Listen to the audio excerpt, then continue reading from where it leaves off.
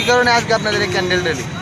আপনারা জানেন যে যোগী আদিত্যনাথের রুল বিজেপি শাসিত উত্তরপ্রদেশে এর আগেও মহিলাদের উপর অনেক নির্যাতন হয়েছে এবং অনেক রেপ এবং গ্যাং রেপের অনেক মার্ডার এসবের অনেক দৃষ্টান্ত রয়েছে। এবারও এই গতদিন মনীষা নামে এক নাবালিকার গ্যাং রেপ করা হয় ওইখানে, এবং ওটার পরে এবং শুধু তাই নয়, মেয়েটাকে খুব নির্যাতিত করে ব্রুটালি তাকে মার্ডার করা হয়েছে।